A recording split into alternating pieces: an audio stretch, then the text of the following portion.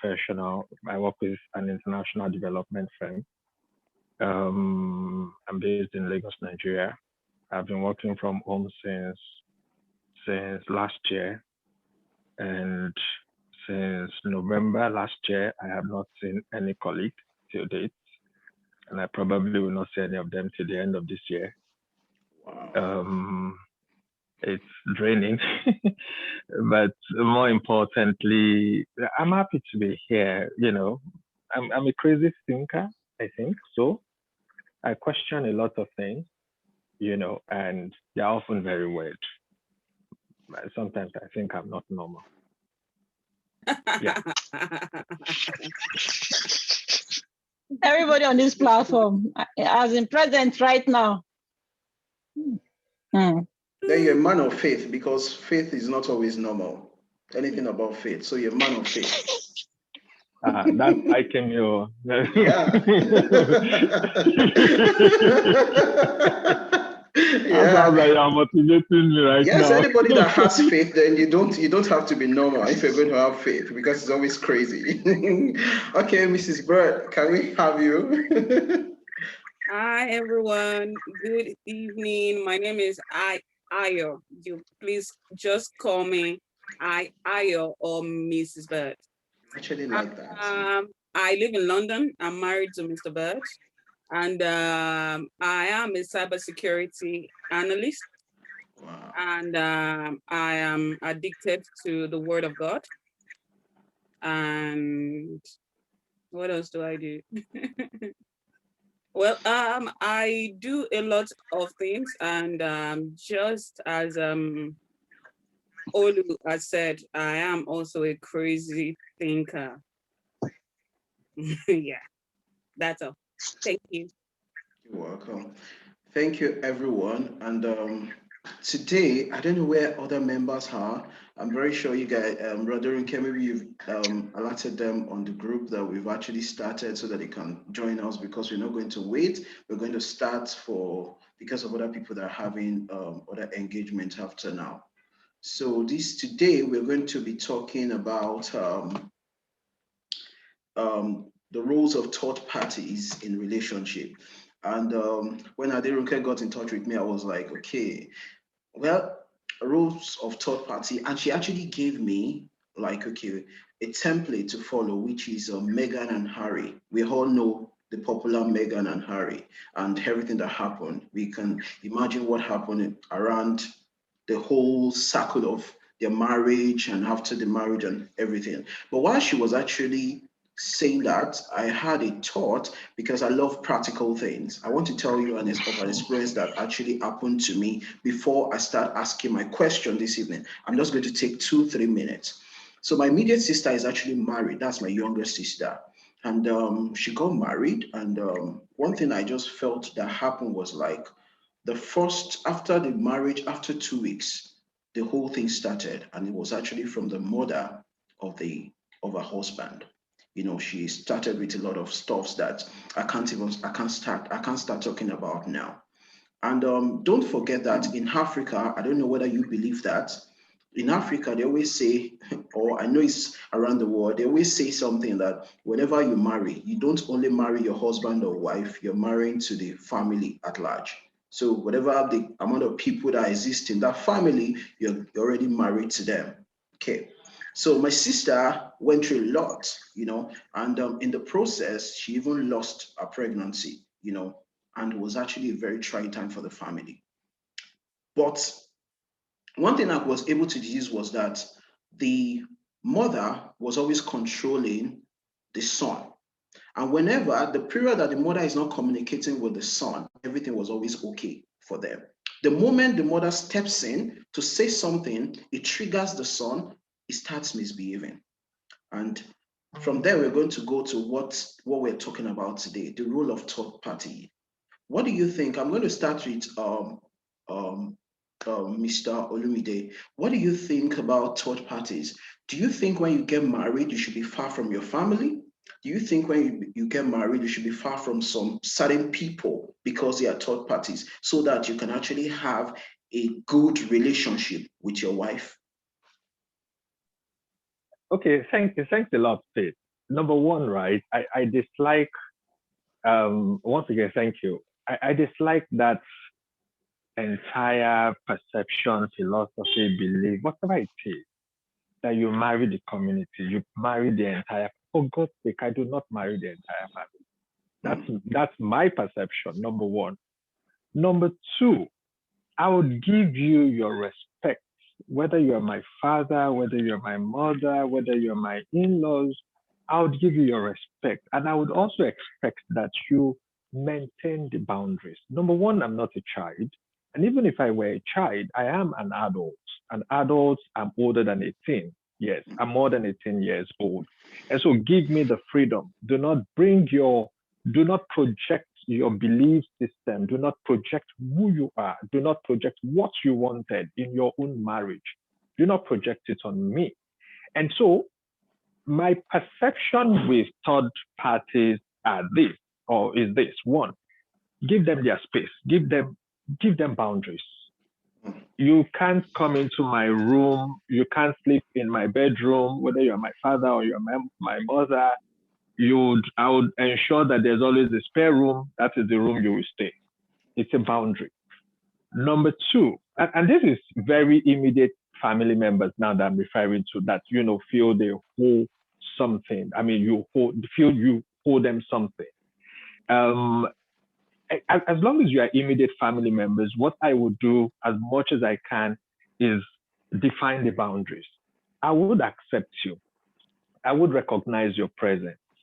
But there is an extent you can go. As I say, for example, if any family member were to come around, of course, prior to that moment, I would have known or have an idea of what that family member was about.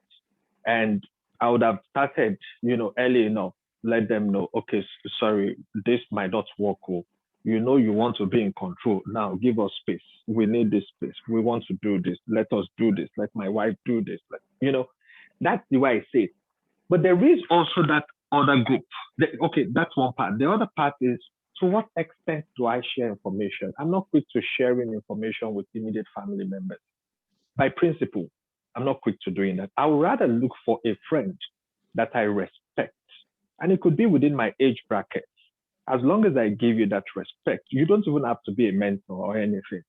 As long as I respect your views, and that's not something that was earned in a day. It took years, to do that. I'd rather look for such persons and mention things to them. Why am I even doing that? I'm trying to get information from them. I'm often not the person who feed on external information, right? I have to be very convinced from inside, from within me, to take a decision on almost anything. My, sharing with the third party most times is just to get, their views. What are they thinking? Am I taking the right steps? I already have an idea of what I want to do or where I'm going to, but just double checking, to be sure. And these decisions, I don't take them quick in the first place. So I would have tested them in some cases and tried them again and again, just to be sure that it's foolproof. Above all of them, I start committing into God. Lord, what do you want me to do in this case? Give me clear directions. And that's coming from my personal experience. And maybe I should share it on this platform. I died once, died dead. So, and I know that experience was different for me coming back to life. And it changed everything, changed my perception about life, changed about everything about how I do things. So it comes from that angle. Third parties, yes. Third parties, no. So it depends on which filter I am using at different times. I won't discard them for any reason.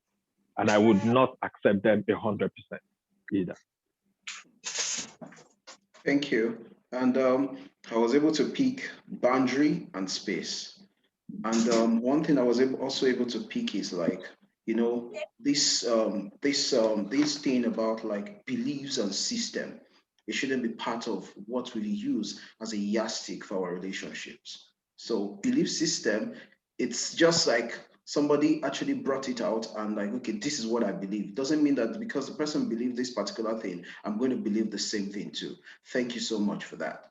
Okay, I will making references to Meghan and Harry. And if you have actually had an opportunity of watching the video that they had with what's the name of this woman again? Oprah. Okay, yeah. Oprah. She said something. Megan said something that really struck me. She said that she didn't bother to even Google anything about Harry because he gave her the information that she needed to know. Because I think maybe just he gave that. So my question for you now, Mrs. Bird, is like, do you think that for us, you are married. For us, as singles getting ready to get married, do you think that we should base our information on what we hear from our partner, or can we also make some other research, okay, just to be on the safer side? Not that we don't trust our partner, we do. But we just want to know, okay, maybe, especially maybe you're actually getting married to someone that is quite famous in the society, but you don't really know, but you just want to know, okay, let me just know. For example, look at Harry. Harry was was famous, but good enough. She already know who Harry is, but maybe if she has actually Googled or made some research about what is about this British kingdom, maybe she would have actually have an idea of what is going to happen if at the end of the day she enters into this marriage. Because one thing I was telling Adorunke, one thing I've learned from the British kingdom is that I'm sorry to say, but I'm going to use this word, it's like a cult. They don't allow anybody. So it was just like Meghan actually broke the chain, and she broke it for life.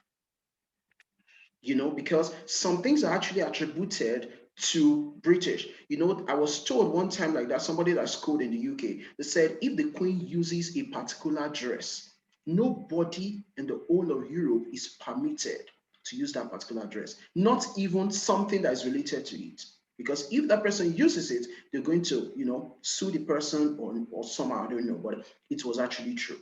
So what do you think? Do you think that when we actually get our partners or something, do we base our findings on whatever they tell us, or we should do some form of investigation? What do you think?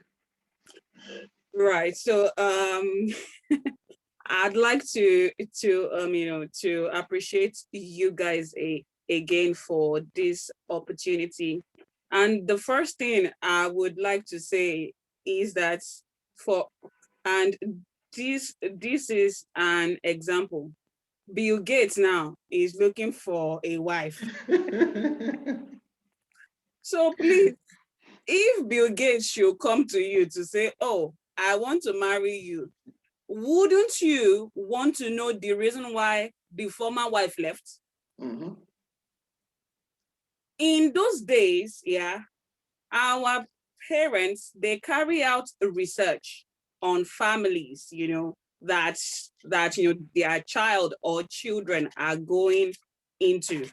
They carry out research, they send a person to the village of the village to dig the past, to dig the present, to even dig the future. Now we have internet. You know that somebody, okay, this person is quite rich, is British, okay. Shouldn't be it have been okay to do some form of research, even if it is a little bit?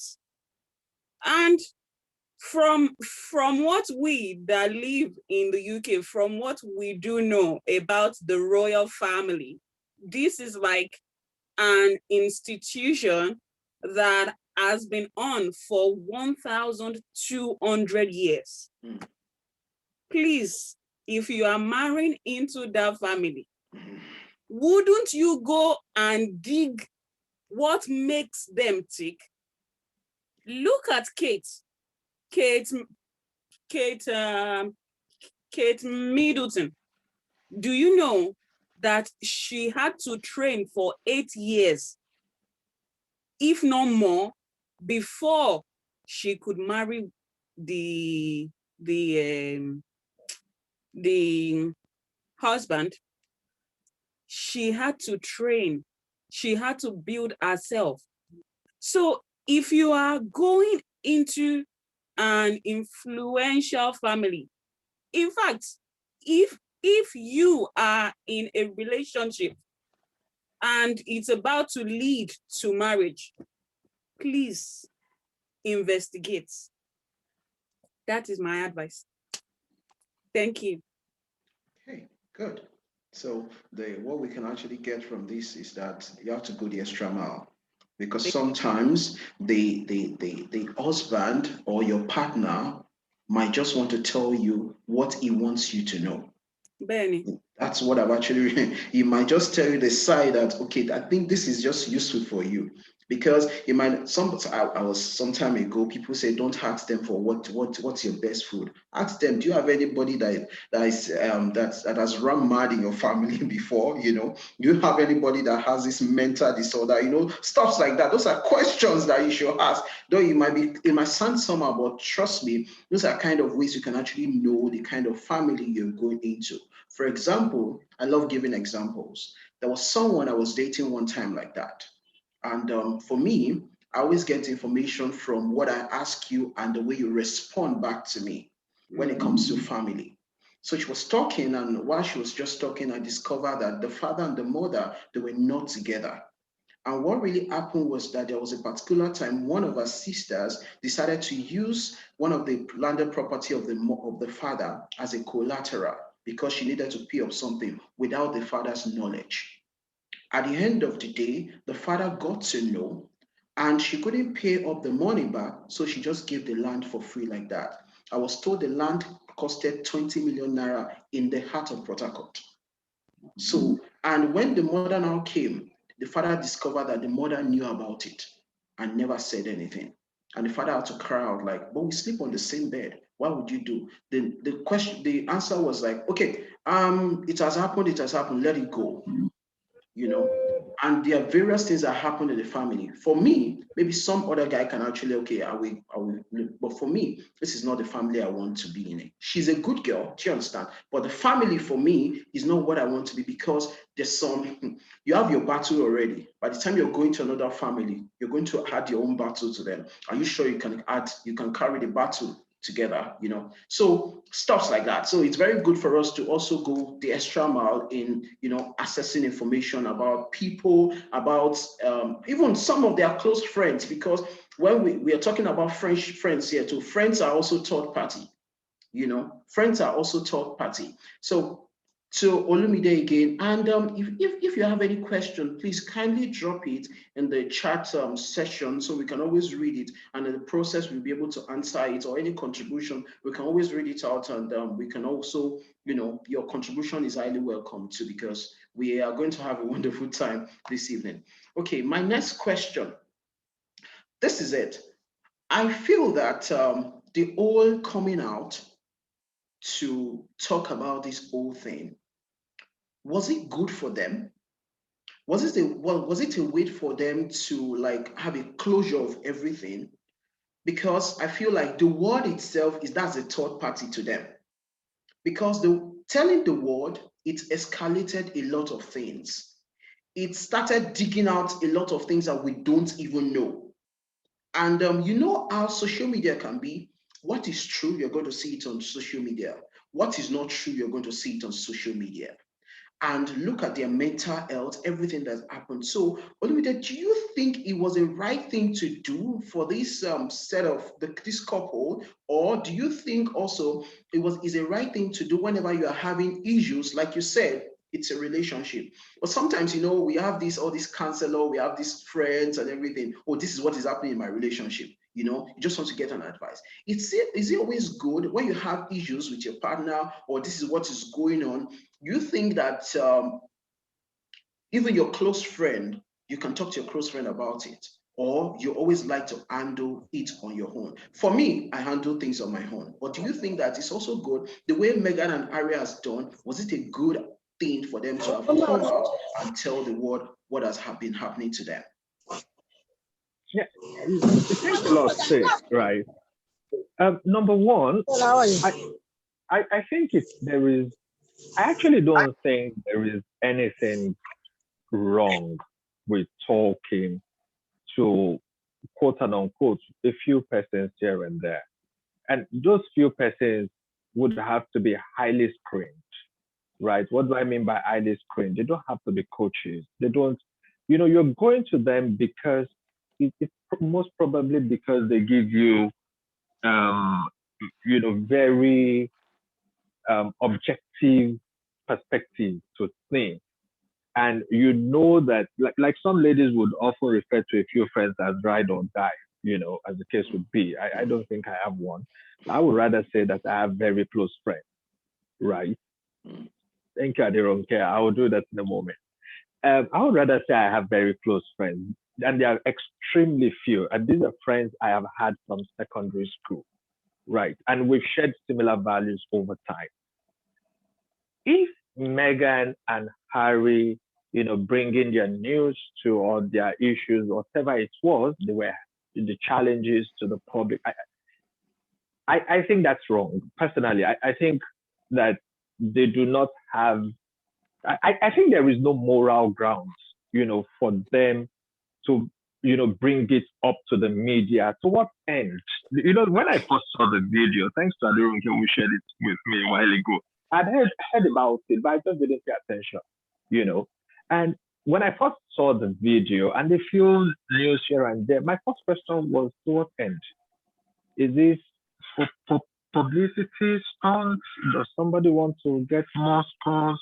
Is it Oprah that got some information and decided to press, and she eventually got the lead role, in the drama? At some point, I felt, okay, this is probably another drama. This is probably another publicity stunt. So my first question was, to what end? What's the aim? But is it right, to share generally? Is it right to even bring your matters to the public? I would say no. What kind of information do you share with friends or close family members because we are looking for advice? You need to be extremely smart or see the kind of information you share. And for me, I would never take very private matters, you understand, even to my close friends. I would never. It's most likely some other things that are not so private, and I'm just thinking, okay, how do I think about it? But I personally don't think that the medium through which they shared that information was right. There are so many other means. There are so many other ways to go about it. I think so. And I might be very wrong here, really. Those are my thoughts anyway. Okay, thank you for that. Yeah, to the world, it's just like you're exposing yourself. And whatever you share with the world, you can never take it back. Because right now, whatever is happening to them now, the world is looking at them. They are not an hidden figure anymore. So even if something drops on the ground like this, people will know. No matter where they go to. Now they're in Canada, but the world is still watching them. Well, I think for them, it has made them popular, and I think they're really enjoying it. Some kind, you don't know, but I think they're really enjoying it. Okay, well, we've actually been talking about most of the negative side of the Meghan and the Harry and everything when it comes to relationship. But one thing I think I learned from these two is that I love their bond. They were united. They speak with one voice. And I think that is what is sustaining the marriage today. You see, one thing about relationship today is that most of the time, especially when it comes to third party, you might discover that somebody is supporting the third party. And at the end of the day, the relationship folds up and that's the end. But in the case of Meghan and Harry, it's quite different. So I'm going to put it to you, Ayo, what do you think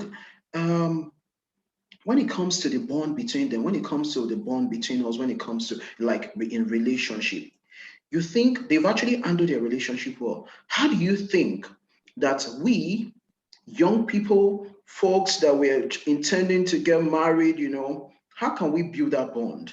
How can we speak with one voice? Because see, I know it's not easy. I know they will fight some kind.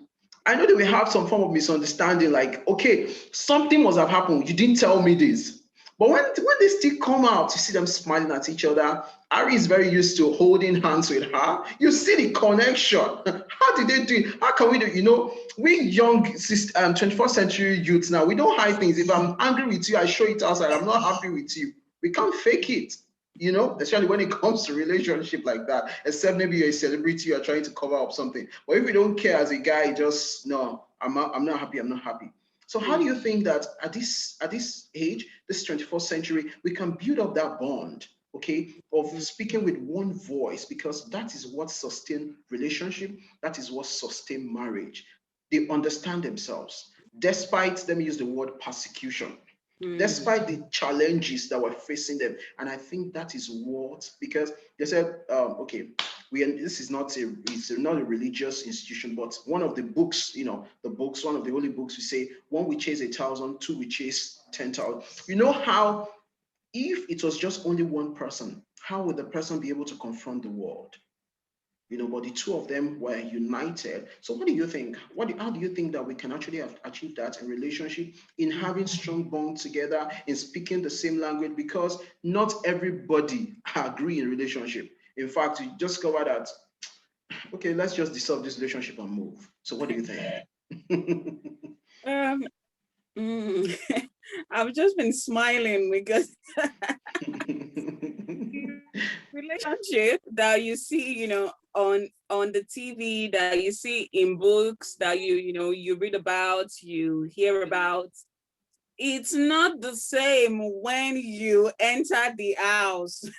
After you have said I do, the relationship is different.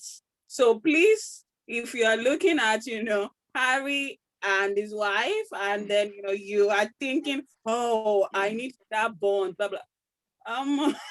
It won't happen. That is Okay. just the truth.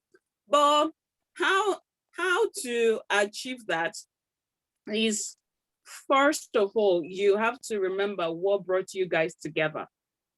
The love, the understanding. Understand who you are married to. In the eyes of, you know, the family, in the eyes of the world, if you don't understand yourself, you won't speak the same language. Number three, communication. You have to see, you have to talk about everything to the last letter. Me, if I want to talk to Mr. Bed, I write it down. See, I have books like jotters everywhere. Wow. I like I write it down, because, you know, at times you can say, oh, okay, we need to talk. We need to talk about this. And then you start the discussion. The discussion will lead to something else. It will lead to something else. Before you know it, you've forgotten what you want to say. And that, you know, it could it could it could bring up a lot of things, especially if you want to speak and your partner, he or she doesn't wait to the end before they talk, or, you know, before you guys, you end up doing something else. That would create a lot of things inside of you. You know, you may start to feel like your voice is not being heard, and stuffs like that. So please, whatever you want to discuss, write it down, spell it out to the last letter. And yeah, and the most important thing to me as well is that, let your faith, whatever it is the two of you profess, let it be the center of your relationship. Let trust be the center, because if you trust one another, the world will see it. Your family, they will see it, whether they like it or not. It's none of your business, but they would definitely see that, oh, these ones, they trust themselves. So yeah, that is how to achieve a bonded and a close knitted relationship. But the one you see on TV, Harry and Meghan, Nah, lie, oh. That's all I've got to Uh, say. okay, I'll still come back to you. You said something about trust, and I'm still going to go there. Okay. For me as a person, I find it difficult to trust easily, maybe because of my past experience, and I'm still like a work in progress on that. So trust for me is like, if I tell you that I trust you, then I really mean it. But if I keep telling you I'm just watching, no, because I feel like that word is just like I'm telling you that I love you. For me, that is what trust means to me. So if I'm not so much of if I'm not so much comfortable with you, yeah, we can keep working together. I can even get to a point where I'm actually going to really like you and everything. But the moment something little happens, I lose it. Okay. So this trust, what do you think? How can we build that trust? And when somehow the trust fails or we lose the trust, can we rebuild that trust again?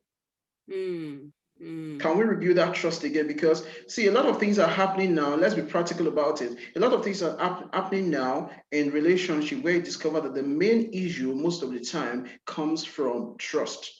mm, And can it really be amended? Some say it can be amended. I told you I find difficult to trust. So once a little thing happens, I lose interest, and that is all. No matter how you try to even explain to me, I'm still a work in progress. I know it's not really a good thing, but it's just my kind of personality because of what I've not like I've not healed from the past. Well, because they can say, okay, maybe it's because I've not healed from the past. So not like maybe because I've just been too extra careful so that I mm. don't fall into the same mistake. So what do you think about this trust? Okay, when somehow somebody gone out of trust to something, or when is no more loyal to you, can we still find it again, and can we still build it again? Can we still come back together again with trust? Mm. Yeah, see, trust is a sacred word, and it's not supposed to be used anyhow. It's not supposed to be given to everybody you meet on the road. Trust is a sacred word, and it's sacred to in the sense that if the person breaks your heart, if you have given a person your trust and the person breaks your heart, it would hurt you. And I am sure that that is what you have been through in the past. And until you come to understand that trust is a sacred word, it's not supposed to be for everybody. There are friends in your life that you will just say, you know what, me and you are friends. But you should not rely, you should not, trust the person to come, like, to come to your rescue. Do you understand? Now, there are people here in your life that, yes, you have trusted them, they have let you down. You need to heal from that. You need to learn from the mistakes. You need to find a way to ensure that you are completely made whole from that hurt. For example, I have a friend, like years ago, I think, like this girl, she and I were so close to the point that they used to think, oh, you guys are family. But we are not. But because I trusted her, in in fact, I trusted her to the point that I broke up with, a relationship that she didn't like. That was how much I trusted her. Eventually, she she broke my heart, and it took me like years, when I mean years, till now, if I talk about her, I still feel that, that cringe in my throat, like, and because the relationship was so close that I did not expect her to do what she did to me. But you know what? She did. And now I've moved on. In fact, now I pray for her like every day, like, God bless this girl. You must bless her. Because that is the only way to set yourself free. However, if she comes to my life again to say, oh, I do apologize for this, for that, yes, we can still be friends. But you see that trust, no, it's completely gone. So you definitely do need to find a way, to rise above those that have hurt you in the past. And then whoever you say to that, I trust you, you must have tested and tried the person and ensure that, oh, this person is my ride or die. All right. That is it for me about trust. Okay. Thank you for that, and thanks for the clarification. Yeah. And while you were talking, Mr. Olumide, this is going to go to you. And the question is just that, what do you think about relationship that you're building? And do you believe in all this bestie, best friend? She's my bestie, she's my best friend. Those are the third party. So what are we going to do to them? Because since you're talking about third parties now, all this bestie, all these best friend, they are in this the range of the third party thing. What do you think about bestie, best friend?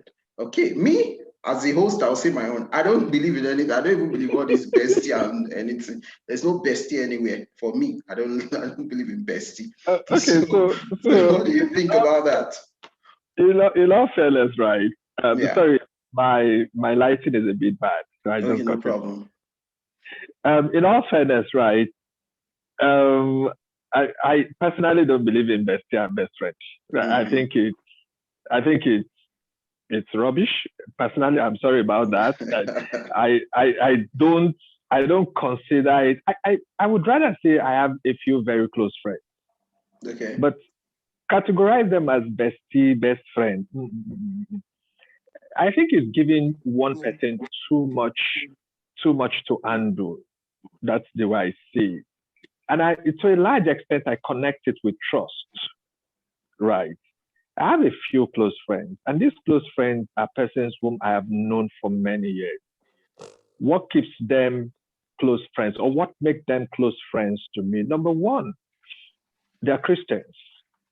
And we maybe not necessarily because we share very similar values, but I could always tell that, in the worst of situations, in the worst of moments, they will go back to biblical principles.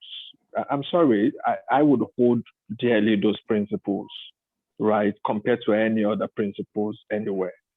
They will go back to biblical principles and they will say, these are the reasons, this is why, this is what, But for the use of or the application of the need for best friends, maybe for different persons, it could be in different things, right? But in my own categorization and classifications, right, I would think that I'm giving too much to one person. I would have, if I want to speak about a subject matter, I have a close friend I discuss it with. If I want to speak with about another subject matter, I have another close friend. In fact, some of them are not even Christian, right? But because they have some, weird street sense, I call them up. Guy, this is what I'm saying. What do you think? And I'm looking for their street opinion at that moment, not because they're even Christian. So I tend to categorize, people like that, different buckets, subject matter. I call them subject matter expertise. And these persons are really friends to me. They are close friends with me. But this best friend, I'm sorry, I'm not there. Okay. Not my thing. Not my thing.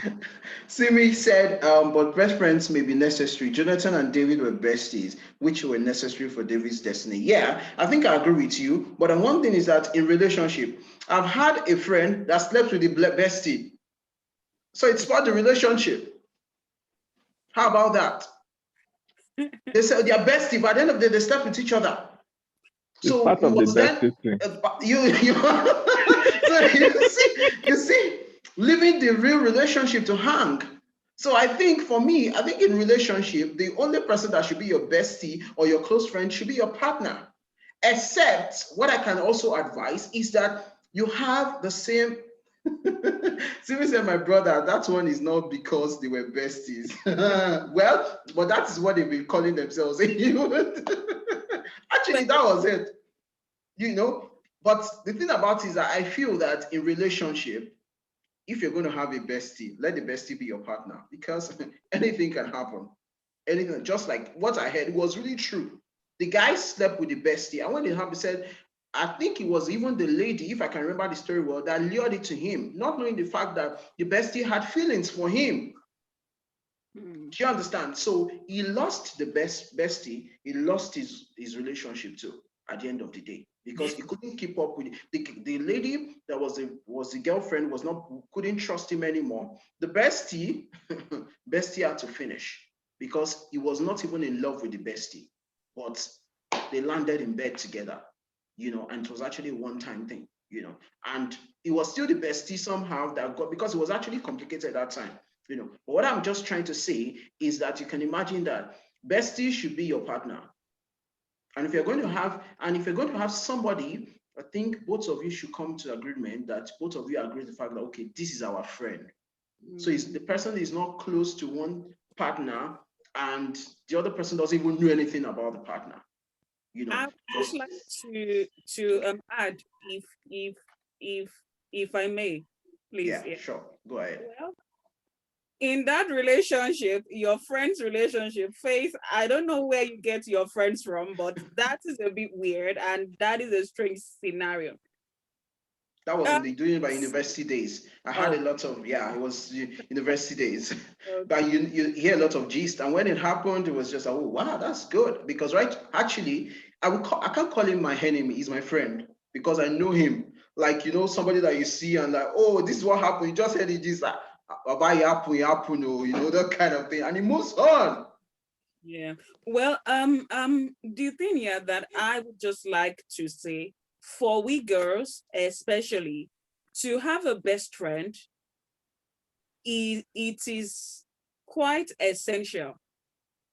I don't know about the remaining girls on the platform, but for me to have girlfriends is essential. And I'm blessed to have 3 beautiful sisters.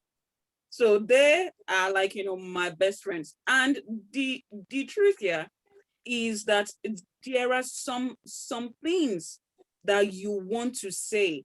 There are some things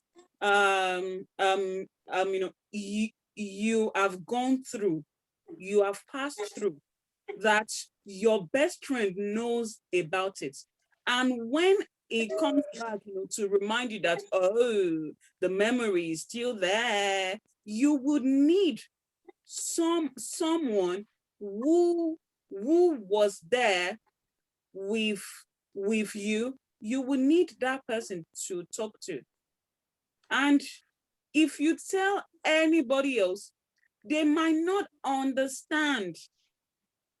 And by the way, if a man decides to sleep with your bestie, trust me, girls, that man is not yours. He is not disciplined. He is not yours. My husband is my best friend, definitely, but my sisters too are quite important in my life, important for my mental health, we talk every day. So they are quite important for me. So yeah, that is all I would like to have. Yeah, I think I agree with you what you've said. And the reason why I'm agreeing because you're of the same sex. So it's quite easy.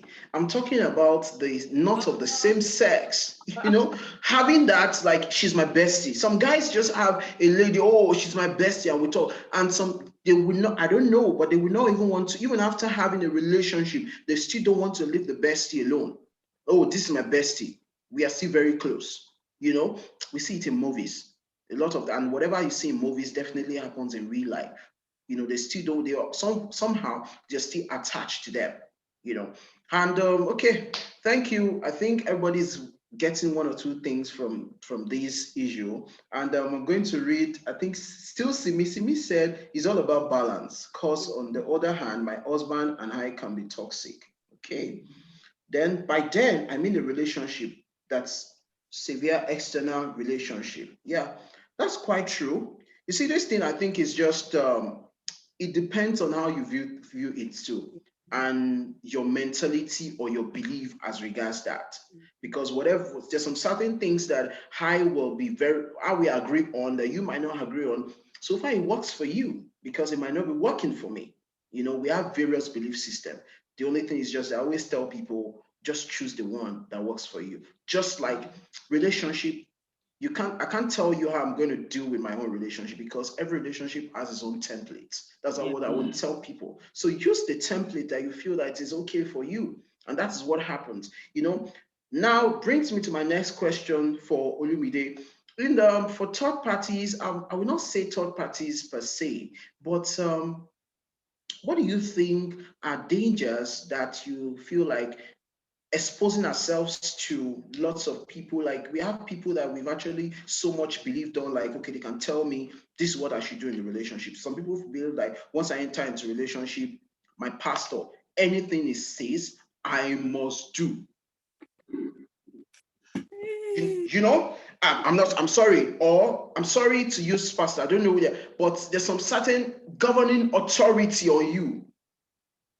And sometimes I'm always saying, don't forget, I'm coming, please. I always tell people, don't forget this fact that this person is also a human being like you. Whatever he tells you, have you checked it from, okay, yeah, I don't want us to go spiritual, you get? But what I'm just trying to say is that, what about people that most of the time, they want to listen, like somebody that is like, this is what you should do. And it causes a lot of misunderstanding in relationship that if the partner tells them, like, okay, this person said we should do this, and the partner doesn't agree with it, it causes a lot of misunderstanding in relationship. How do we sort out that one? Especially when it comes to like somebody you so much respect, but maybe you and your partner, you're not so much of agreement in, Okay. Yeah, you want to make me shake table, right? Well done. Yeah, please do. That's why we're here. We shake tables here. Go ahead. A couple of weeks ago, I stumbled on a Pastor Kingsley's message or so. Okay. And he talked about, and he said God gave all of us brain that we learn sense. Good. Those were his words. And I strongly agree with that. God gave us brains, but most times we don't apply knowledge where necessary. I am strongly, and I repeat it, strongly against the church and pastoral or pastor's approach to trying to run people's lives, or mentors' approach to try to run people's lives. Leave them to run their lives. They only need you if necessary for guide. Number one, I tend to say, know who you are. Know what you stand for. Know what makes you thick as an individual. And the moment you know who you are, every other thing most likely will fall in place. And no pastor, no mentor, no guardian, no friend, name it, will just come and bamboozle you here and there and and tell you do this, and you will do it without thinking. In my opinion, it doesn't make sense. So what do I say? If you if you have a relationship, if you are in a relationship, I think the first person you communicate with in that relationship is the person you are in a relationship with. That's number one. Whether the things you are doing is right, or whether the things the person is doing is right or wrong, you communicate it with that person.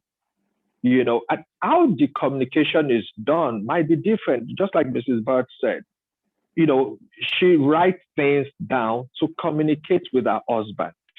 When they have conversations, when they want to have conversations, and that's to guide, the line of the conversation most likely, so that they don't dovetail into something else.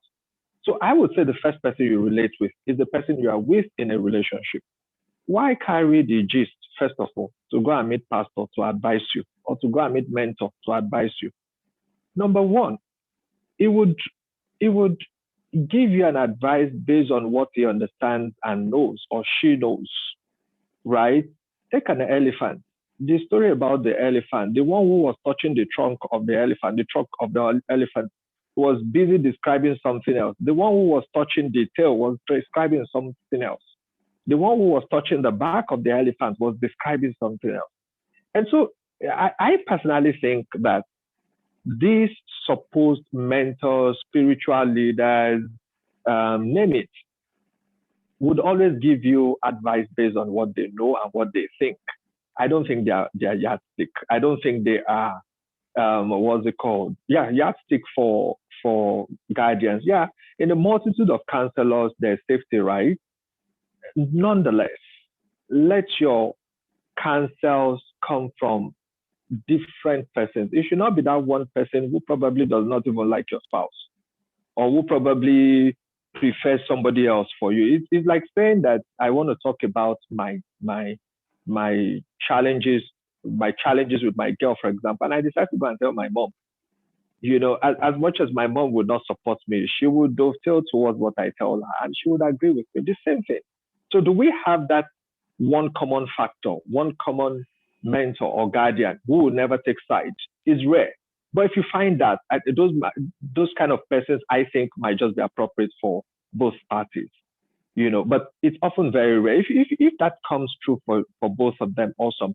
But I would always say, start with talking with your spouse, or start with talking with your partner, the person you're in a relationship with, and afterwards, test different things. There are principles. I personally think that there are principles to doing these things. It starts with you knowing yourself. You take it a step further, know your spouse, talk with the spouse, know how to communicate with them. Bringing in a third party or sharing your issues here and there and everywhere will be very reduced. My thoughts, though. And I'm not a pastor, go to pastor friend. I'm upset. I'm upset that pastors run your life. You want to bear a child. You born child today. You go and meet a pastor. They must name the child first. You die. They must put you to the ground. You want to marry. They will need to declare you to be married. For God's sake. What is it? Those are my views, anyways. But yeah, thank you. That made me to remember something I want to share with you guys. When my immediate sister was going to get married, that was like I think 2-3 years ago. So she came back. I was unfortunately I was in Nigeria. So she came back. She was just gisting me about a counseling session in the church. So what's up? Just tell me about it. So she said something that where she was filling a form, they were asking her, is she a virgin? When I heard that, I was like, what? They still asked that kind of question? But I did not sound as if I was hungry inside of me. I just kept quiet. So the following day, I went to the church office. And I said, I want to meet with the committee that handles marriage and everything that I want to meet. Because for me, I'm bold. Once I'll face you and tell you. And because of my kind of profession too, as a counselor, I believe that there's some certain things you can't truly ask people. You actually invade into their private life. They choose if they want to tell you or not. And some churches put it there, optional. Some made it mandatory that you must answer. Now, my own thing is that for the kind of church I know that for my environment, by the time you even write that you're not a virgin, that is all for you. because everybody will know. And that is the idea. So I had to like go there and I tried to explain it. I explained it. It was they had to report to my dad. My dad called me. I started explaining to my dad. I said, this is wrong. This is wrong. You don't make it mandatory. Actually, and I asked my dad, I said, have you ever asked me if I was still a virgin? He looked at me. Because my father has never asked me that kind of question. He looked at me, he was like, okay. I said, so if you can't ask me, why is the church asking me, am I a virgin? I said, you should review that question and put it in writing. They should review it. So I think it brought a lot of stuff and everything, you know, and well, I didn't care. What was done, and the question was removed, which was a very good thing for me. You don't invade on people because, see, it's going to have a file. The person in the church office carries the files, open the file. He's going to tell the wife at home, like, show and I'm sorry for other people. This person is not, you know, this is a personal thing. You don't expose people. And that was what I was like, you don't come and say, okay, answer this kind of, no. And I said, this is a question between her and the partner. Yeah. Not for the public, not for the world to know. One of the do you know, right? Just to chip in, right? Do you know? I'm of the opinion that if we start dragging churches to court, they will have sense. Many of them will have sense. That's my view. Because sometimes they do, and you are asking, must we get to this point first? And it's because our legal system is not functional. That's the reason. At least in Nigeria, they will start, doing the right thing. Yeah. Okay. I would like you to say that the way that culture and traditions have influenced Christianity.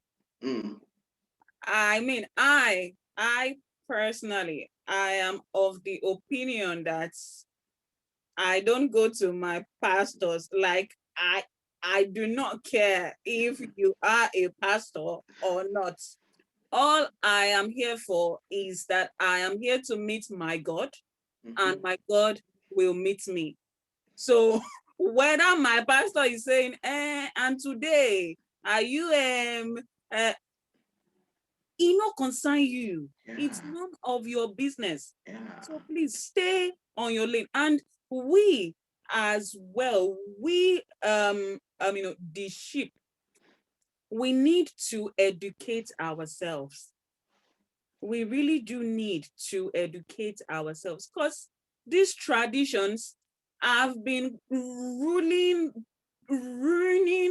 people's lives and destroyed a lot of marriages. And are you still going to let the same traditions in the church, in the Christendom, are you still going to let it influence your own home, your decisions? I mean, yeah, we just need to be more aware and to research and to have knowledge. Sorry, guys, but the Bible says my people perish because they lack knowledge. Very true. I want to give, and I don't know whether anybody in the course of our discussion, I like people to talk. See me, I can see Princess. If you would like to chip in anything, this is an opportunity. I don't mind if you want to chip in anything before we go ahead. See me, I think you should talk. I'm drinking Ijebu Gari. Oh, no problem. Just talk in the middle. Yeah. So, yeah, I feel like third parties can sometimes be important, but there's like limits and boundaries, as even within, as with everything in every relationship, really. It's like, do you set those limits and boundaries, and do you make it like known from day one? Because it's like sometimes people don't set those boundaries, then certain people around them get used to relating with them in a certain way that is very intrusive. And then maybe when they now have a boyfriend, they now want to be different. Then people now be like, so now you are seeing this boy now, all of a sudden you're acting, is the source of the problem, is the this, is the that. Meanwhile, the boundaries that you should have set from the onset, boyfriend or no boyfriend, as an individual, you didn't set those boundaries. For example, like my mom, she's the type of person that she wants to know everything to the very last detail. Like if you tell my mom that, mom, I got a new job, that's not enough. She will ask, so what they do there? Who's your boss? What color is he from? Which race? Is he white? Is he black? Is he this? Is he that? How much are they paying you? How much are you there? How much is tax? How much? I'm like, kill day. And so if I'm the type of person that just says everything, and it's not even, I don't pretend, like I don't do that, I'll tell you later. No, mommy, this part, this is all you need to know. I got a new job. It's an engineering firm. Praise God for me. When the question then be me. But if you don't set those boundaries, then if I now start dating someone else, right? Let's say I freely tell my mom all those things. Then when I start dating a guy, and I want to be like, oh my God, I found my own. My love, let's now build a family. He's now my newest best friend. But your mom is going to be like, this is the boy. You have to put fire. We have to go to MFM. Cannot steal my daughter away from me. Something. And, but facts. And then you create problems where they are not. Yeah. So I would say, don't even wait until you get into a relationship before you start setting boundaries. Let people have those personal boundaries. So they already know that, Shebi, see me. This is... So it's not be a case of, now they say, you're acting brand new. Okay, you have a boyfriend now. So, and then why do I say third parties are essential is that sometimes, and I feel like wisdom is the application of knowledge, and you need that wisdom to be able to know at what stages, like in life, where your third parties come in and what role that they should play. In the process of like choosing a partner, in terms of like determining who should be your long life partner, I think after you've decided that, okay, this person is I feel like it's perfect for me. The Bible talks about the truth being established in counsel or something like that. I think I'm paraphrasing now, but something of that regard. So if it would be nice to seek godly counsel, but by I mean godly, I mean like counsel, there is safety.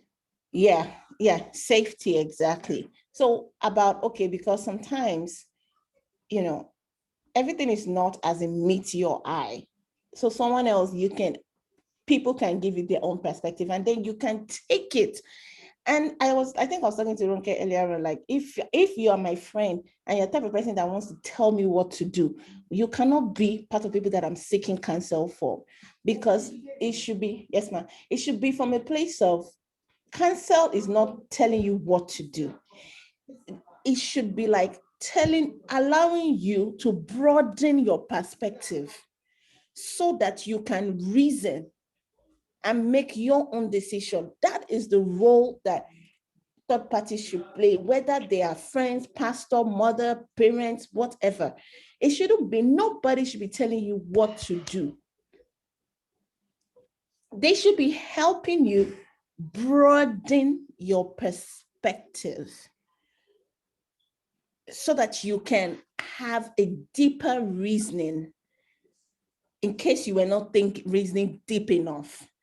And the honors, the decision should always lie with you. And then I like what, and I think to Mrs. Mrs. Bird or Olumide, I think it's Mrs. Bird, to somebody's point, Sha, is that I don't think there's anything wrong with having like really close friends, even if you're married.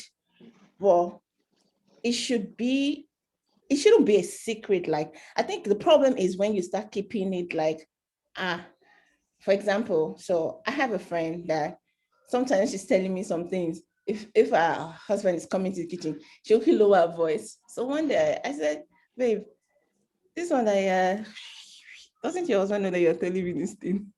I said, he would know eventually, but I didn't tell I was going to tell you. I said, babes, be careful. I don't want to cause you any wahala. So what I'm saying is that secret mindset, the moment you start like keeping maybe a friend that your husband doesn't know about, or as a man, you're keeping a friend that your wife doesn't know about, or you're having conversations that your husband must not know that you are having, that's like, okay, those can create issues in a marriage. And then also, see, I know Olumide said he doesn't believe in whether if you marry somebody, he marries people. Unfortunately, it's a fact, because even if you're not dealing with the people, remember that this person that you married is a product of a certain community, life experiences, certain family. So whether you are talking to the mother-in-law directly or you're relating with them, they're having one type of influence or the other with your spouse. It's almost inevitable. Now, the point is, at the end of the day, it is now taking all those things. I will always say it's about where your values, like the things that you put priority, like which one do you place priority in? It's taking all those information and be like, you know what, at the end of the day, it's me and my partner that make the decision, and we will do what is best for us and for our family first, based on these goals and the vision that we have for our relationship. So anyways, I feel like I'm like, talking even more than the host and the panels. So that would be my contribution for the day. Thank you. Back to my Ijebu Garri. Okay, enjoy. Okay, thank you. And while Simi was actually talking, something dropped, and what dropped into me was like, it's still the third party thing. They always say something as regards like, okay, you need the parental consent in marriage. Like the parental consent is quite important. Okay, now you're already in love with someone you're getting, and if your parents say you shouldn't marry this person, since you need a parental consent, will you marry the person or not? Olumide, what do you think? Straight answer, I would wait for parental consent. I don't take that lightly. And that's because I see you deal with these parents. Yeah, they are not what's it called? They are not these persons don't live in isolation, and you don't even live in a vacuum either. And so, like Simi said, yeah, they come from a group, they come from a home, they come from somewhere. But if the parents are saying no and they are insisting repeatedly, whatever their reasons are, at that moment I would wait. If they still insist on the no, we would have to end that relationship. Let me share an experience. Some years ago, I had this particular girlfriend who haven't told her mother about me. They went to check the mirror if I am a qualified child or qualified husband to be. Wow. Whenever they took my name and whatever it was to, right?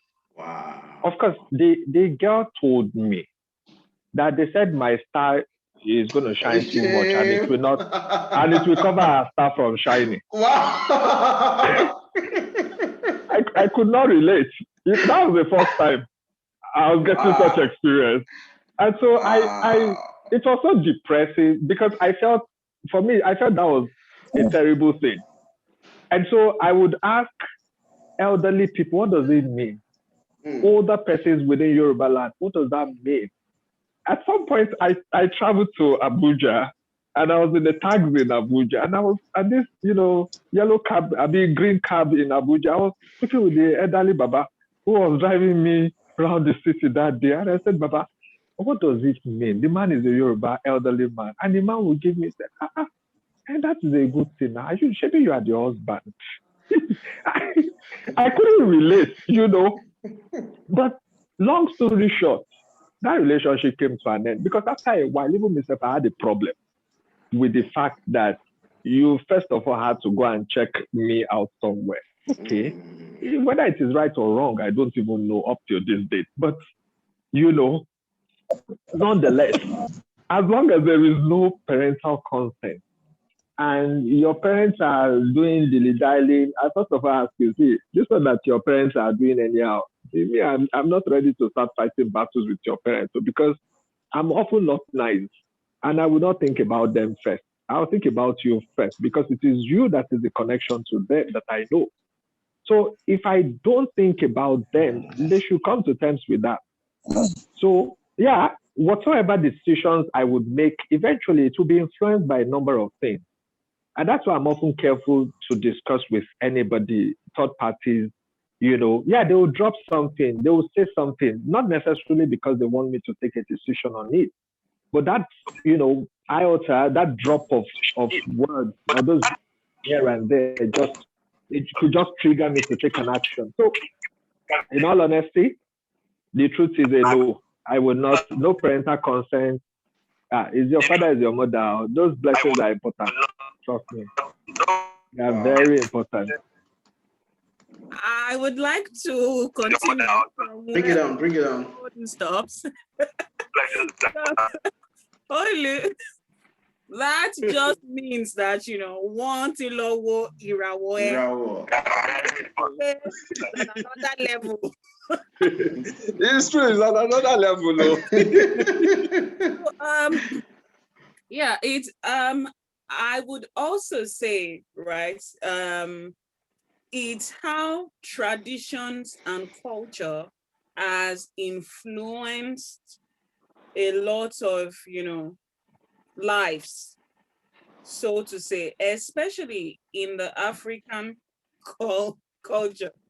I can't tell you how many men in my life that I have missed because the era war, they got it wrong or they got it right. I can't tell you guys, but wow, they are quite a number. So now as regards the third parties, to me there is something I do, and then I call it selective hearing, in the sense that if anybody is trying, right, I will give you guys a practical example.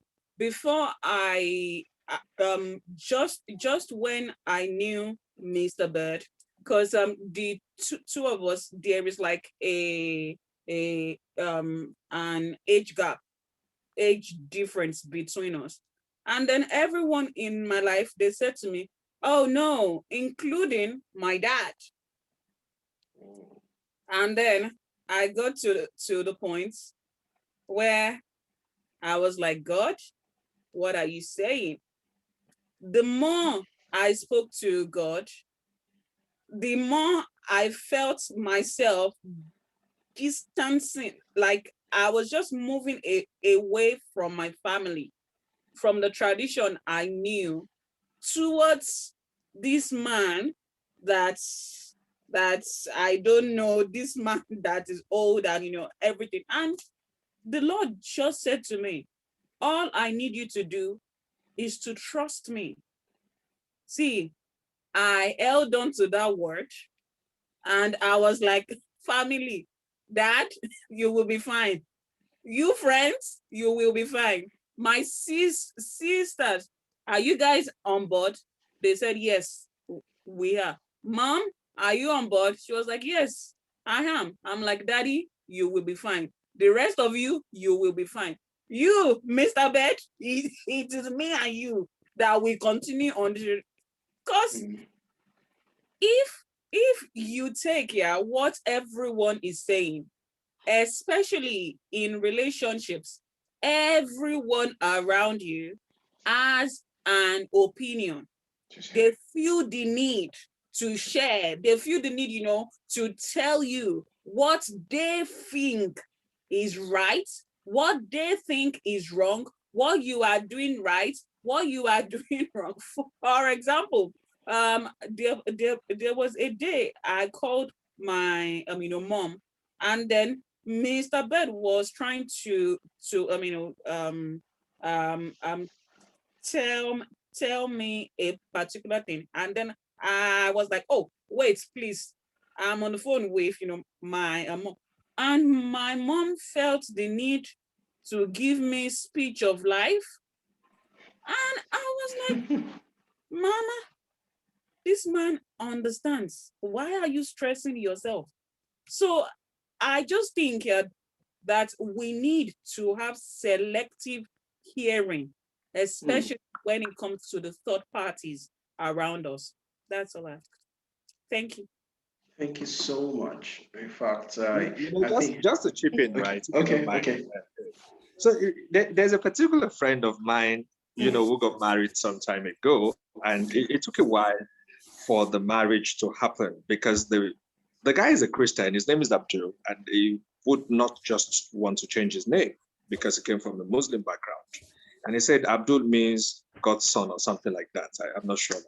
Well, long story short, the man refused that his daughter is not going to marry him, and he eventually made a statement over his dead body. Would that happen? Incidentally, the guy was there that day, and the guy said, "So shall it be, sir." Whoa! And the father died. The father died before the wedding, and he had such guts, and he cared less if he's certain about certain things. As long as the girl that he wanted to get involved with was ready to go all the way with him, which is just to confirm what Mrs. Bird is saying here, right? I told him, I said, well, you have guts to a certain extent. Me, I'm not sure I've developed such guts yet. Maybe when I do, I'll be able to tell off anybody and everybody, but he's happy he did that eventually. But the man died and the wedding went on, to happen. They are married today. I think they've been together for a couple of years now, but it does happen really. Yeah. Well, now he's my dad, yeah. That would be the first to say, how is Steve? Is he okay? My friend, Steve, my friend. And I'm like, yeah. So you just have to go with what the Lord is saying to you, and with how you have come to know the person, understand the person, and how you feel. Basically, it's not cast in stones. Strong word. This is deeper than all we've actually said, and one thing I can actually just pick from here is just the fact that because of the audience that will be watching after now, they might not be Christians, but I would like to balance it. And I'm going to say is that sometimes follow what your heart of heart is telling you. Your instinct, I always tell people, I said your instinct somehow is connected to something that is greater than you. Whatever that still voice, that thing inside of you, if you're a Christian, good. If you're a Muslim, good. Anyway, whatever that thing is telling you, that's what you go for. Because the thing about it is that sometimes, please don't get misunderstand me, our parents say some things because of sentiments. Not because sometimes they see something and you yourself, your spirit will agree with it. Okay, yeah, this thing is true. Sometimes it could be like, because I don't want, because what my friends are going to say, because of what this background that this person is marrying from, because of the house this person is coming from, that's that kind of thing. So please, it's quite important for us to also, parent side is also important, So, we've been going around and all third parties, as much as third parties have, will I say, a lot of disadvantages now, more than advantages. What are those things we can actually benefit from having third parties in terms of, okay, I know we've mentioned it, but I want us to focus on it in terms of, okay, friendship, because I believe that some of the third parties talk about friends, talk about third parties, talk about the church we go to, talk about the mosque we attend, talk about the people that are counseling us, our counselors and everything. Do you think that what are those advantages? What are those things we feel, okay, we can actually learn from them? I remember that I told myself, okay, my relationship, this is what I want to do. I want to have someone that will be a neutral person between myself and my partner. And whenever we have any misunderstanding, of which I told we will never have any misunderstanding that's going to take me to this person. The person is just there. Because I believe that once I start sharing my misunderstanding with another person, it's not my relationship to me. Whatever happens in my relationship, we are sorting it out together. The only thing I just need that person for is just like more like if they are couples, right? I can just go greet them sometime with my partner. Oh, and ask them how you guys do. We are very fine. I won't tell them any negative thing about my relationship. All I need just need them to we're good. The only thing is just that, okay, just be there. Just be there to help us out, and just be there if you have any counsel as regards to some other things, you can just cancel out. So what do you think as regards third party? What are you going to tell me? Like, okay, do they really have necessarily advantages, and what we need to hold on to when it comes to third parties as regards relationship? Because let's go back to Harry and Meghan. Third party disturbed the mental health of Meghan. Well, Harry did not talk about it, but definitely we're going to know. I'm very sure that a lot of things goes down. So you cannot imagine the third party, whatever is happening in the royal family, whatever the social media also put to them. I'm very sure they will always have a breaking point. So what do you think? How can we do that? Sometimes is it necessarily for us to shut down third party and shut down for life? What do you think, Mr. Olumide? Okay. Yeah, I think I mentioned a bit earlier with respect to third party. My perception about third party, as much as I don't encourage it, right? You have what I call subject experts who are close friends. That's the way I interpret some of my close friends. And of course, I see what I share with them part time. Yeah, they help provide insights. They help, either confirm or deny what actions or steps I want to make. There are bodies in some cases that you lean on and just to share your views and thoughts with. You can't completely take them out. But if they are, for me, I think if they are becoming gossip mates, or they are beginning to be those sets of persons that harbors you cheating or encourage you to cheat. Some friends would have their spouses in their homes, and then they would have another friend who is probably a single guy. And so when they want to do their side runs, they will go to their friend's place with a side chick, or as those. When it's getting to such, I personally don't think it's healthy. So it's knowing who that person is, what role the person plays, what you think, what value addition that person can add. For me, that's the way I interpret third parties. Parents, I think as much as possible, stay away from discussing very intimate issues or personal issues in your relationship with your parents. They would always have their biases. That's my view. They will always prefer you to your spouse or to your partner.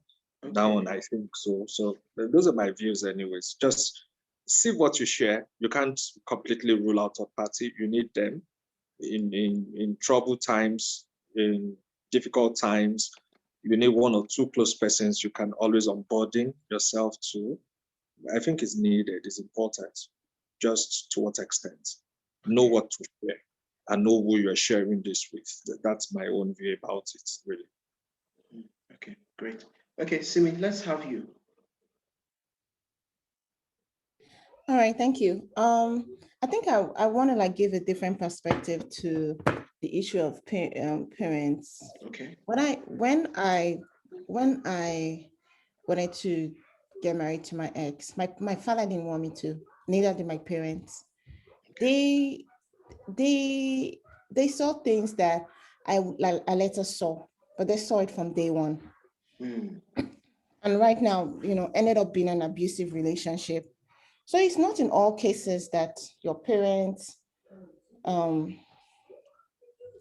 maybe speaking out of sentiment. I think it's the most important thing is to analyze, like, what are they really saying? Like, if it means like ask those difficult questions, like, mommy, daddy, why? Even if they're giving their approval, you need to know why. Because what if this guy is just a rich guy and they're just happy that, finally, our daughter is going to go into a multi-billionaire's house. You know, so we have to like ask those questions, like, and make sure that at the end of the day, it's about like taking good counsel. Like, and nobody should tell you, yes, this is what you're going to do or not do. It's about counsel. Okay, dad, we don't want this relationship. Mom, we don't want this relationship. Why? And assess it in a logical way. If I actually took all the things that my parents were saying, and I sat down and I assessed it, and I kind of like stepped back a little bit from that infatuation that I was going through at that moment, I probably would have raised, my daughter by myself, and not as they wanted me to do, and not have gone forward to have into that abusive relationship. So it's not in all cases that, and I think it's like, generally, when people give you advice, whether you solicit it or you don't, it's really about like filtering those sentiments, shake it to its logical state. Yeah, so that's just what I wanted to add to it, because sometimes the parents are actually like seeing the light and they're trying to point you in the light. I agree with you 100%. Thank you for that. Because the thing about it is just that sometimes, like you said, it's good that we balance it. Sometimes parents can, like I said, it could be because maybe they don't like something, and at the other side, it could be because they are saying what we are not saying. Because sometimes we could be blinded by love. Sometimes this love can really shock us so well that we are not even seeing anything at that. Like, is this person and is this person? But when you have like a parent just taking to you sense that they can even tell you, because they might be hungry at that, they're gonna have been married for the past 20 something years. I know this thing. You want to tell, you've not even entered any marriage. So sometimes it works that way, especially when we know that these parents also have been there for us when we come to some certain decisions that are very important in our lives too. Sometimes it works that way, though marriage is quite different. It's quite different, I know, because they can have their own, but let's just ask God, like, okay, sorry, our instinct sometimes to be able to know at that particular time. And we know our parents. You will know your parent, your parent just the same way your parent knows you too. If your parents are like, okay, this thing, yeah. And it's like, shade is because of people, yeah, you don't like this person or something. It could be like that too, So that's it. So we'll soon be rounding up, but I would love to ask us, like, in relationship, aside the fact that, okay, let's leave this third party thing alone, and we can still come to in relationship of the 24th century, and the relationship of 24th century, for we that were not married, for people that are already married, in the relationship of 24th century now, what are those things, what are the mistakes that we are actually making that result to the fact that we want to get the information from out there, but the information is not out there? Because we discover that we think that we can actually, when we enter into a particular relationship, we're doing it, we think we're actually doing it right. But at a point when we are now stuck and some things start happening, you don't know how to handle misunderstanding. You don't know how to handle, maybe something just came up. This person did not tell me about it. And we try as much as possible. We want to go out there. But the answer is not still out there. How do we cope with that? Mrs. Bird, can we have you? Relationships. Well, the first thing I would like to point out is that the person that or that you think that you fully understand before you got married will not be the same person in the first year of marriage, in the second year of marriage, because as you know, as you come together, as you grow together, things start to change.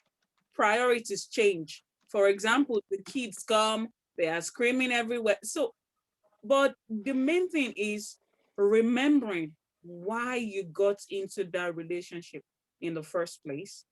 The second thing, what are your values? Do they need to be reviewed? Thirdly, what has changed? It could be you, it could be him, it could be that, well, for some, the sex in the beginning, 5 years down the line, they are looking like, oh girl, far now. What are you saying? Yeah, so it could be that, there is something wrong. It could also be that the person that you met before the two of you got together, the person was passion driven, was a goal getter, was I'm on top of these. It could be that the person has lost that drive. So what has changed? So you have to understand. And I think, like, to me, right, one of the things that I'm grateful to God that I knew earlier in my life is the ability to understand myself. Because if I understand myself, then I can now calm down to understand everything around me, to observe things around me. And I'm going to give you guys example, like, practical examples. Before Mr. Bird and well, we actually met, and then we were together for like a while. I didn't want to get married, and he too has been in previous marriage. So the two of us, he didn't come to us to marry. He didn't come to us to marry. But then the more we lived together, we saw that there was a need for us to actually get married, because there are things that I can't access. For example, now, if you call the I can't hear you. phone provider, they ask you, so who are you to Mr. Bird? And then you now say, his girlfriend, his partner. Okay, he has not called us to inform us about you. So I mean, who are you? Blah blah blah. And then we found out that, okay, we need to review this. I know the two of us said, we didn't want to get married, but now we actually do need to get married. And then we're like, okay, I love you, you love me, you've been here for like all this while, you've stuck with me through my bad, through my worst, through my good, through my everything. We shared everything to together, and we're like, okay, let's call the family and friends now together, and let's just get married. And that was how it happened. So so the first time we met, we were like, oh, okay, I don't want to marry you two, you don't want to marry, okay, let us just be partners. And after a while, it changed. The priorities changed. We grew. And then we're like, okay, let us do it. Let us get married. Now, the next thing, in the next 2 months, in the next two months to 2 weeks, the priority too, it will change. But as the priorities change, I need to first of all find my own self in whatever it is. I need to find myself, then communicate with Mr. Bird, observe him to actually know if, the man is on board or not. And then, we can now start to discuss, okay, what is the problem? Do you think there is a problem? So yeah, as we change, as we grow, we will definitely change. Yeah, we need to remember that. That is what I have to say. Thank you. I've actually been seeing everyone's comments. Yeah, so maybe you should answer Olumide's question. Olumide said, Mrs. Why did you marry Mr. Word? Married him, absolutely, because I love that man. I love him. Today I love him. Tomorrow I love him. Next year I will love him. That's deep, man. That's quite deep. I've been through bad. I've been through, everything. But this man is a gift from God to me. Yeah. Oh, amazing. And who else asked me a question? Listen, don't mind. I don't care. I don't care. It's just no. Okay, so we'll soon be rounding up. If I may quickly say something, right? Okay, go ahead. Go on that. Sorry.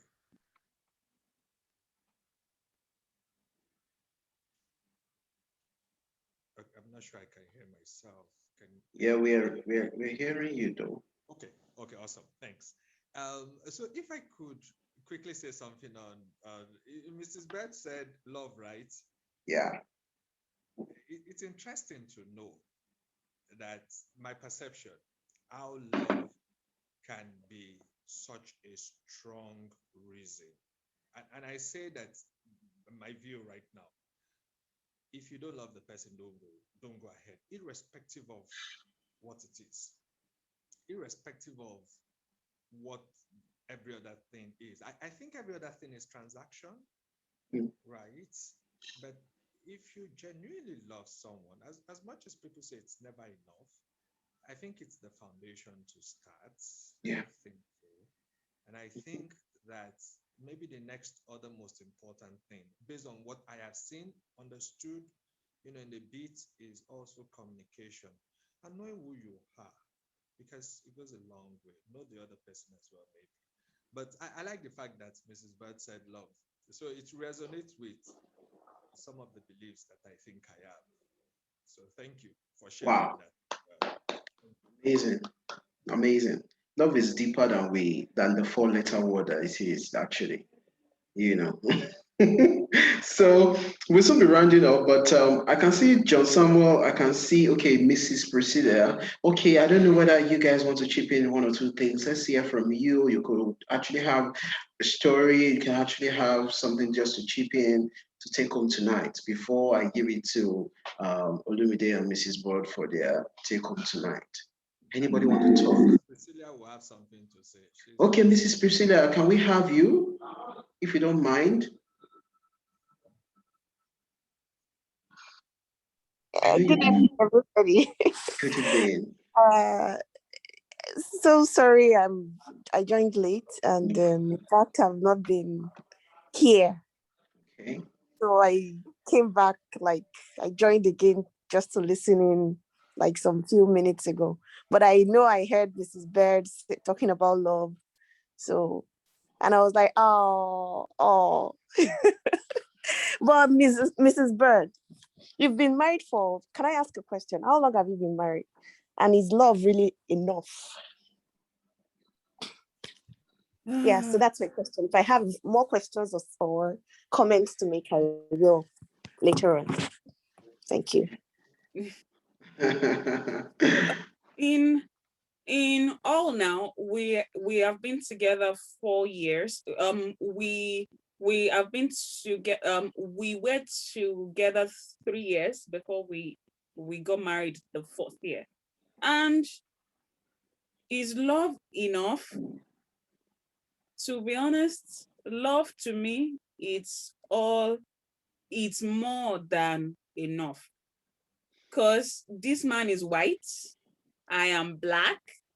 Like his values, my values are the same thing. There is age gap between us, but we come together, we meet together.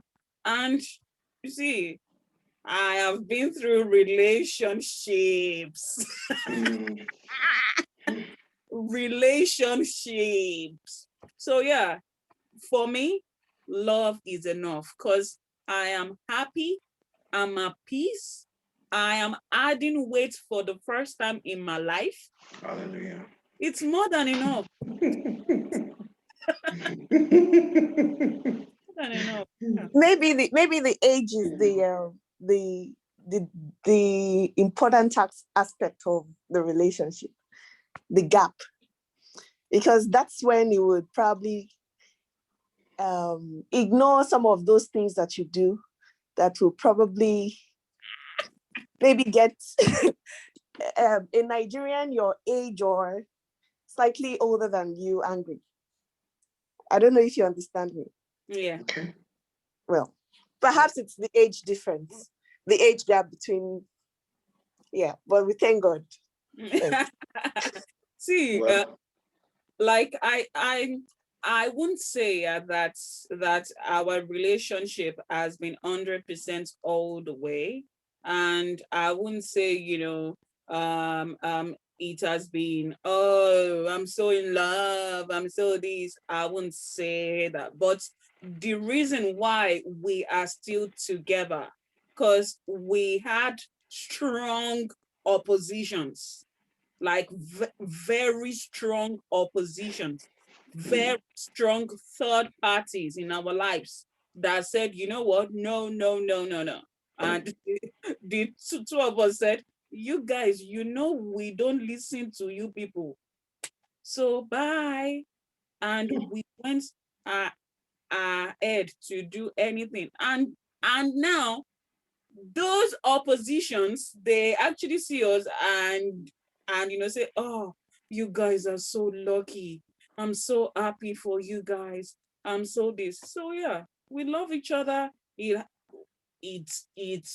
has not been smooth. We have had our fights, we have had our arguments, but that love has kept us. Olumide said there's no hope for Faith and many of us here. Well, there's hope for me. There's hope for me because I already have my own, so I'm out of the market anyways. I'm out of the market, so Okay, now we remain. Oh, yes, there is hope for me. maybe it's me and John that is remaining. So no Everybody is problem. out of the market. I'm out of the Baba God, market. I'm raise okay. your eyes.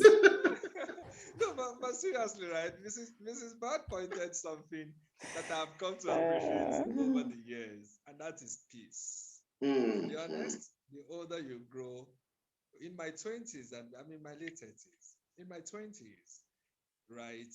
I was this my activism thingy. I don't think it started today. It's been there from early years. And in my 20s, I would, turn everything upside down. I cared a little, and I would be fine. But as you grow older, you would realize that if the relationship is not bringing peace, you would rather just stay away from it. You would, yeah, love becomes very strong. You want that because you now probably begin to value people more, value their presence, value their interactions. And for me, that has been the experience, anyways. And of course, peace, goodness. If you ask me one thing I want from any relationship, I'll tell you peace. Then I'll follow it. Let there be love, but peace first. Because I've come to realize that take that away, my world is upside down. Everything is gone. I can't even function. And I think only those things happen with age. Maybe just like Mrs. Priscilla said, the age difference might have been helpful. But again, you also know that, see, Nigerian men, I'm sorry to say, even Nigerian women are strong age. It's not here. That's the truth. But in all, we tend to learn. And I think in that process of learning, we undo, we remove those softwares that don't make sense. And we unlearn, many of those things we should not have had in the first place, and probably learn something new. Treat the other person as a human being first. That's the way I tend to see it. Treat the other person as a human being. Start from that angle. And then every other thing, I think, will just fall in place. What you don't want, probably don't do it. Let the moral compasses be there. My views though. But thank you, Mrs. Beth, for sharing, your personal experiences and letting us into your own life as well. We're supposed to be the one talking about the one. Yeah. Thank you. Yeah.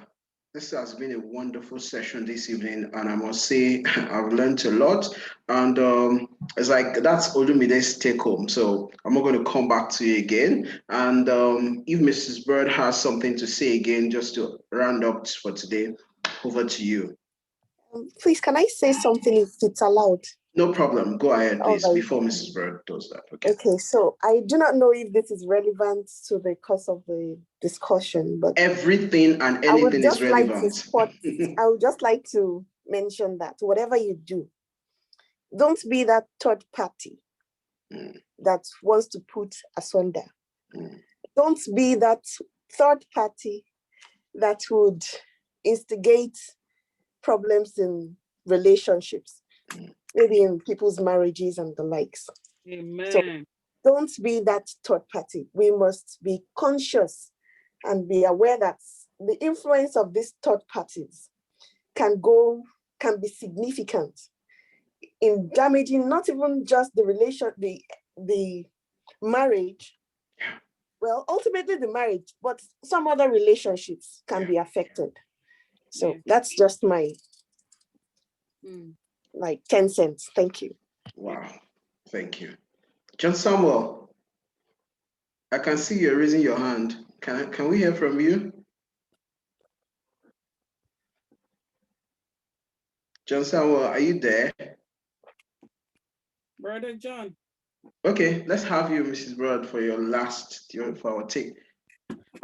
All right. We can go. I just have a few points. First of all, understand yourself, know yourself.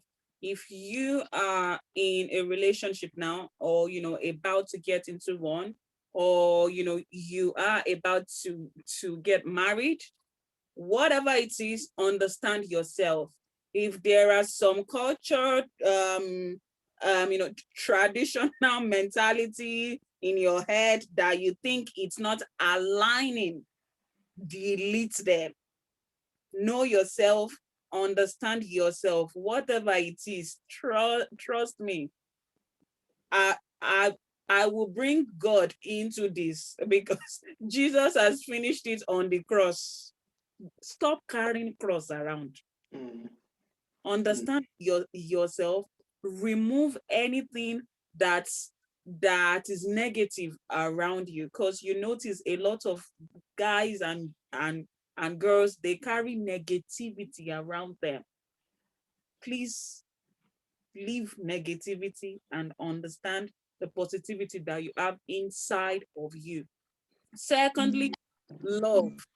You must be a man, a woman kind of, love.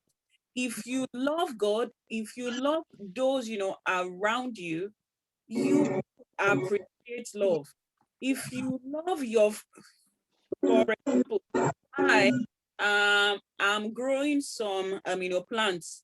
Do you know that every day I go to the plants like, I love you, you must grow.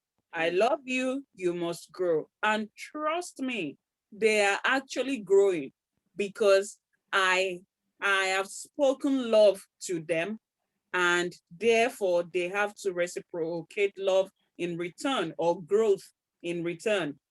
Thirdly, communication.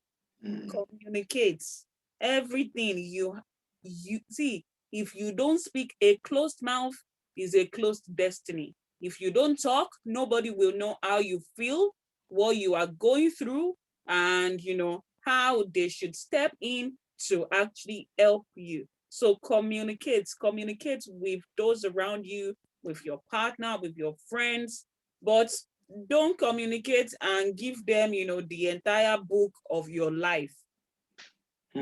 Lastly, selective hearing. Those that you have gone to speak to, whatever they say, pick it, break it down, analyze it, break it down, pick, the ones you want for your life, and fling the one that should not be in your life. Selective hearing is so important in this world today. Thank you very much. God bless you. Thank you so much. Thank you so much. I will have, if I had a mic, I would have just said drop the mic and drop the mic, but I don't have a mic here. So I was just like, yes, just drop that mic because everything that we need to know, everything we've actually learned a lot today, and that's good. For me, I'm going to end with it, have your template. Just create your own template. Whatever suits you, whatever your spirit agrees with your partner, just do it. It's your template that is very important. You can't learn. And another thing is that learn and unlearn some habits. Learn and unlearn some habits. They're really going to work for you.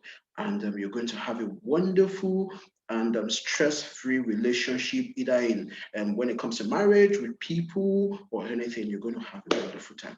Thank you so much for listening to us. Thank you very much, everyone. And for people that are just joining, you're going to listen to the recording. We had a wonderful time. Thank you so much, Olumide. Thank you so much, Mrs. Bird. Thank you so much, Aderonke. Thank you so much, Simi, John Samuel, Titidayo Kim, then Mrs. Priscilla. Thank you so much. We had a wonderful time. Aderonke, do you have anything to say before we end this?